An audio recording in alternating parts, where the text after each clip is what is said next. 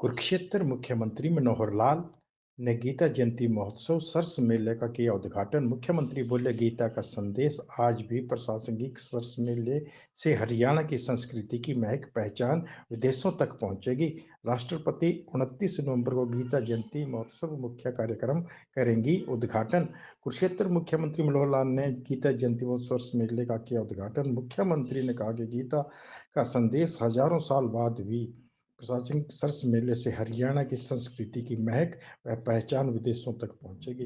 राष्ट्रपति महोदय 29 नवंबर को गीता जयंती पर पहुंचेंगे और इस कार्यक्रम का उद्घाटन भी करेंगे। आवश्यकता के हिसाब से यहाँ अपनी दुकानें लगाते हैं। जो यहाँ आने वाले आगंतुक हैं, लाखों की संख्या में यहाँ आते हैं। मुझे ध्यान है कि एक वर्ष में तो 25 लाख से ऊपर यहाँ का जो नागरिकों का जो फुटफॉल है, इससे ज्यादा हुआ है। अब धीरे धीरे कोविड के बाद फिर से इस कार्यक्रम में रौनक आ रही है। बीच में 2 वर्ष कोविड के कारण से कार्यक्रम बहुत स्थिर पड़ गया था, लेकिन अब उसमें आगे बढ़ोतरी हो रही है। आज का जो ये सरस मेला का कार्यक्रम शुरू हुआ है, मुझे बताया गया कि इसकी शुरुआत इतने सुंदर तरीके से और इतनी बड़ी संख्या में लोगों के साथ जो आज हुई है, ऐसे पहले कभी नहीं हुई। कितनी दुकानें हैं? कुल 600 के लगभग यहाँ दुकानें हैं।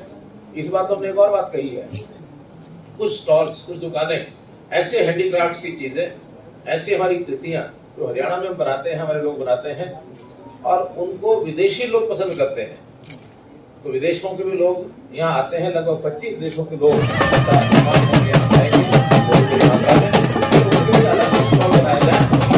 ताकि कृति को अपने साथ ले जाए और आवश्यकता पड़ने पर बाद में उन्हीं कृतियों को उनकी डिमांड के हिसाब से उन देशों में भी हम स्टॉल लगा करके दे सकते हैं। लोगों का रोजगार बढ़ेगा, हमारी जो सांस्कृतिक पहचान है उसका भी दूर दराज तक विस्तार होगा। तो ऐसे सरस मेले के उद्घाटन के अवसर पर अंतर्राष्ट्रीय गीता जयंती का शुभारंभ और 4 दिसंबर तक, बल्कि सरस मेला तो 6 दिसंबर तक चलेगा। 4 दिसंबर 29 से 4 दिसंबर विधिवत जो मुख्य कार्यक्रम है गीता जयंती के वो होंगे। सरस मेला 6 दिसंबर तक चलेगा। तो इस 17 दिन के इस कार्यकाल के इस मेले का उद्घाटन हुआ। इस समय मैं सभी को बहुत बहुत बधाई और बहुत बहुत शुभकामना देता हूँ। सीएम साहब, आपसे पहले भी सरकारें रही हैं, कभी उन्होंने अंतर्राष्ट्रीय स्तर पर गीता जयंती है, विदेशों में भी गीता महोत्सव रहता है, बहुत सारा नेक्स्ट मार्च में। जब भी जागो तभी सवेरा। सर, हरियाणा रोडवेज भी चलाई गई है 50% किराए में कई जिलों में, क्या कहेंगे? हमने इस बार 10 जिलों में यात्री जो इस मेले में आना चाहते हैं उनके लिए 50% किराए के ऊपर, इससे पहले सिर्फ 5 जिले थे, इस बार 5 जिले और बढ़ाए हैं। और जैसे जैसे उधर से उसकी उपयोगिता लगेगी, आगे अगले वर्षों में आवश्यकता हुई तो और भी ज्यादा कराएंगे। सीएम साहब, इससे गीता जयंती के आयोजन को इंटरनेशनल जितने भी एयरपोर्ट्स हैं या जहां से टूरिस्ट आता है इंटरनेशनल, वहां पे डिस्प्ले नहीं किया गया ताकि जो इंटरनेशनल टूरिस्ट को पता चले कि गीता जयंती है, ताकि वो लोग यहाँ पे आ सकें। ऐसा क्यों? देखिए, ऐसा नहीं कि नहीं करते हैं। मुझे ध्यान में है चंडीगढ़ गीता जयंती है ताकि वो लोग यहाँ पे आ सकें। ऐसा क्यों? देखिए, ऐसा नहीं कि नहीं करते हैं।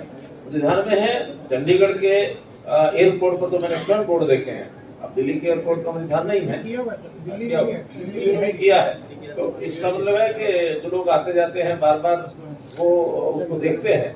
उस क्षेत्र में जो बैठे रहते हैं उनको पता नहीं लगेगा एयरपोर्ट में क्या है। पहली बार धार्मिक संस्थाओं के साथ बैठक ले रहे हैं। इससे पहले कभी किसी भी मुख्यमंत्री ने सोचा नहीं, समझा नहीं कि धार्मिक संस्थाएं को इनका बहुत बड़ा योगदान रहता है अंतर्राष्ट्रीय गीता में। पहली बार आप उनसे मिले। देखिए, हर धार्मिक स्थान पर, मंदिर पर जो ऐसे धर्मशालाएं हैं उनमें गीता जयंती के अवसर पर अपने अपने ढंग से कोई न कोई रौनक वो करते रहे हैं।